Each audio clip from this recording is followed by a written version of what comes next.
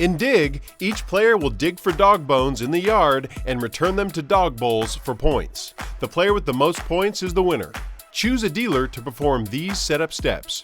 First, set aside the 4 dogs. Next, place the doghouse to the side of the playing area. This will be one end of the yard. Shuffle the bone cards with the bone side down together with the dog bowl cards. Place all the cards in a long row, starting from the doghouse, until all the cards have been placed.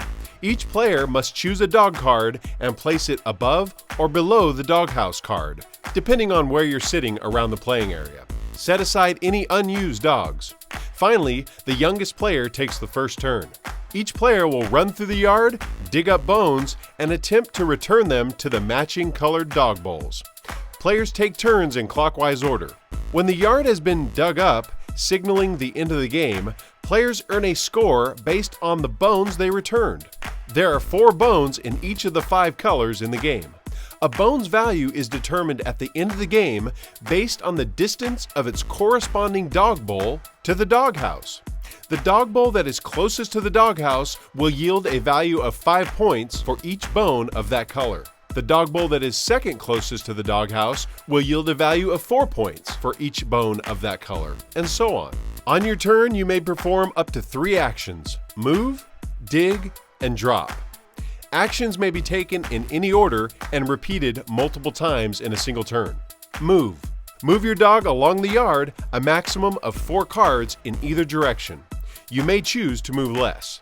This maximum is reduced by 1 for every bone card you hold in your hand prior to movement. Place your dog below or above yard cards to show which card he is on. Several dogs may occupy the same card. There is a movement legend on the bottom half of the doghouse for easy reference. For example, if you hold 2 bones prior to movement, you may move your dog up to 2 yard cards. Dig. If your dog is on a bone card, you may dig and add that bone to your hand. You may not hold more than 3 bone cards in your hand at once. The doghouse and dog bowl cards may never be dug. Bone cards in your hand are kept secret until they are dropped. You may immediately replace the bone that was just dug up with any bone from your hand. If you have 3 bone cards in your hand when you take the dig action, you must immediately replace the dug bone with any bone from your hand, including the one you just dug up. Drop. To drop off a bone, place in front of you a bone card from your hand that matches the color of the dog bowl your dog is currently on. Bone cards must be placed face up, visible to all players. Multiple bone cards may be dropped off using a single drop action if all bones match the bowl color. At the end of a turn in which a bone is dug up, the yard needs to be reset. The yard card, either bone or bowl, that is furthest from the doghouse replaces the empty space created by the dig action. This allows players to influence which bones and bowls each dog has close access to, as well as the bone value for scoring. Dog bowls continually move toward the doghouse throughout the game.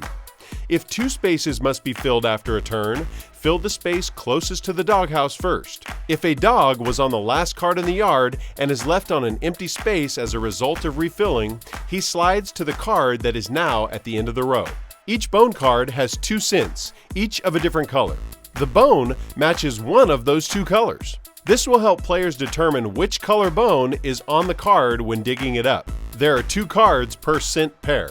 The game ends immediately after the turn in which only the 5 dog bowls remain in the yard. Players total their scores by adding up the bones in front of them. Bones remaining in a player's hand have no value.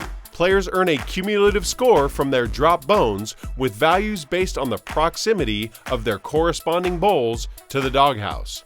If tied, the winner is the player with the most bones worth 5 points, then 4 points, etc.